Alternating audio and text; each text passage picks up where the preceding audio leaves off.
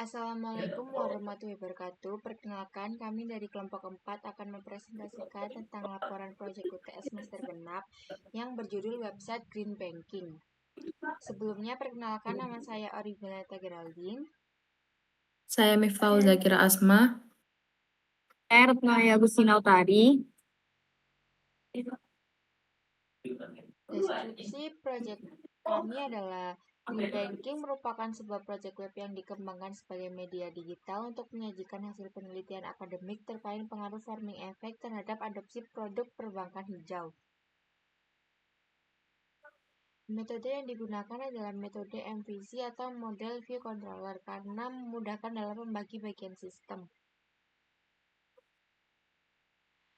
Kemudian ada perancangan. Yang pertama, identifikasi user. Aktor kita ada dua, yang pertama admin dan user. Admin merupakan pengguna yang bertugas mengolah website dan user merupakan pengunjung website yang dapat mengakses informasi penelitian.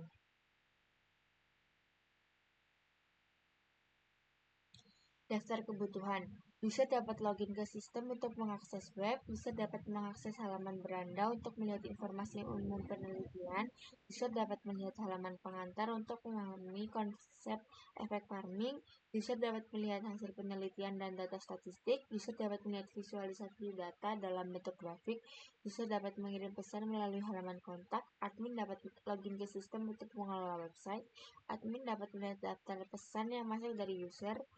Admin dapat membalas pesan dari user. Admin dapat memandai status pesan. Admin dapat melihat dashboard statistik. Kemudian ada use case diagram. Aktor bisa login, kemudian admin bisa membalas pesan, include data pesan masuk. Admin melihat dashboard statistik. Pengguna dapat melihat beranda, melihat pengantar, melihat hasil penelitian, melihat visualisasi data, dan mengirim pesan.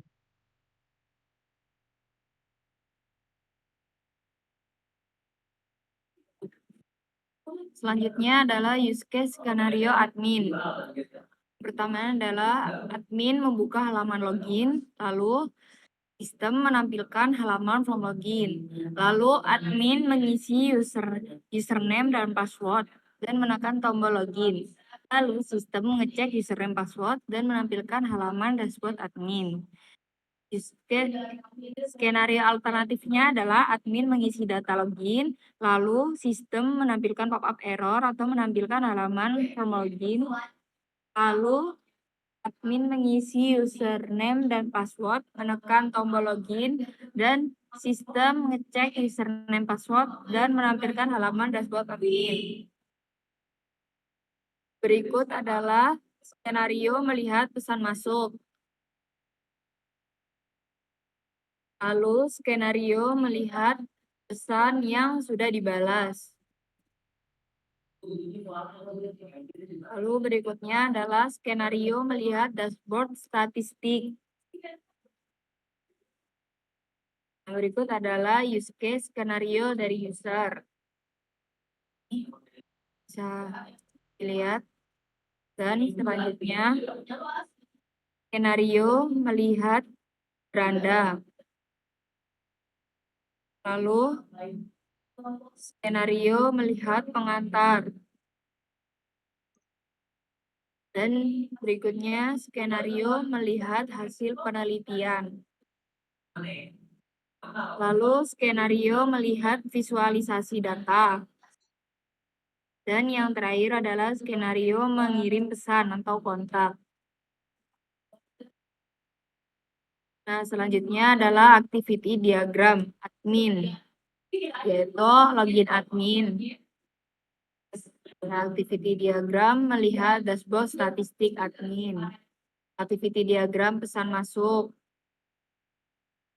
Lalu activity diagram melihat pesan yang sudah dibalas. Dan berikut adalah activity diagram user. Activity diagram login user, lalu activity diagram halaman beranda, lalu activity diagram melihat pengantar, lalu activity diagram melihat hasil penelitian. Selanjutnya activity diagram melihat visualisasi data. dan activity diagram mengirim pesan. Selanjutnya adalah perancangan database, bentuk normalisasi tidak normal. Jadi data masih tercampur semua jadi satu. Lalu yang kedua, bentuk normalisasi 1NF. Data dipisahkan agar setiap atribut bersifat tunggal. Lalu bentuk normalisasi 2NF.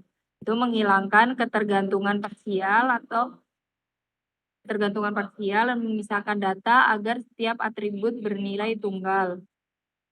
Selanjutnya, bentuk normalisasi 3NF, yaitu menghilangkan ketergantungan transitif. Dan selanjutnya adalah relasi tabel. Yang pertama, tabel user dengan tabel pesan, one to many. Satu user dapat mengirim banyak pesan, tetapi satu pesan hanya dimiliki oleh satu user. Kedua, tabel pesan dengan tabel balasan, one to many. Satu pesan dapat memiliki lebih dari satu balasan, tetapi satu balasan hanya terkait dengan satu pesan. Selanjutnya, tabel user atau admin, tabel balasan, one to many. Admin dapat membalas banyak pesan, tetapi satu balasan hanya dibuat oleh satu admin. Selanjutnya ada perancangan desain UI UX. Yang pertama ada user persona. Pertama ada user persona dari Dr. Ahmad, berumur 40 tahun, berstatus dosen atau peneliti. Tujuannya menganalisis hasil penelitian, mendapat insight dari data referensi untuk studi lanjutan. Kebutuhannya data yang valid dan terpercaya, visualisasi statistik, akses cepat ke hasil penelitian. Pain point-nya, data tidak lengkap, tidak ada ringkasan hasil, navigasi terlalu bertele-tele. Harapannya informasi langsung ke inti, grafik mudah dipahami. Selanjutnya user persona dari Naila Putri berumur 20 yang berstatus mahasiswa. Latar belakangnya mahasiswa yang sedang mengerjakan tugas terkait ekonomi atau teknologi keuangan. Tujuannya memahami konsep green banking, mencari referensi penelitian, dan melihat data dan hasil penelitian. Kebutuhannya penjelasan yang sederhana dan jelas, tampilan website yang mudah dipahami, dan data visual, grafik, atau statistik. Pain point-nya informasi terlalu panjang, navigasi membingungkan, data sulit dimengerti. Harapannya website ringkas, jelas, dan informatif, mudah berpindah antar halaman. Selanjutnya ada user journey map dari Dr. Ahmad Academy C dari dosen atau peneliti. Selanjutnya ada user journey map dari seorang mahasiswa yang bernama Naila Putri. Selanjutnya ada user flow, dimulai dari start lalu membuka halaman login.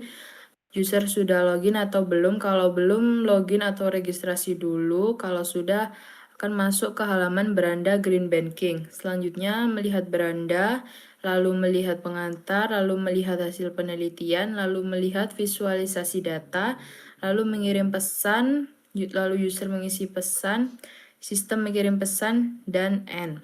Selanjutnya ada sitemap atau diagram navigasi dari Green Banking. Ada 4 fitur, yang pertama beranda, pengantar, hasil penelitian, lalu kontak. Kontak sendiri ada kirim pesan. Selanjutnya ada wireframe low fidelity. Ini merupakan wireframe low fidelity dari halaman login. Selanjutnya ada wireframe low fidelity dari dashboard user. Selanjutnya ada wireframe low fidelity dari page admin. Selanjutnya ada wireframe high fidelity. Ini merupakan wireframe high fidelity dari login. Ini merupakan wireframe high fidelity dari dashboard user. Lalu yang terakhir ada wireframe high fidelity dari page admin.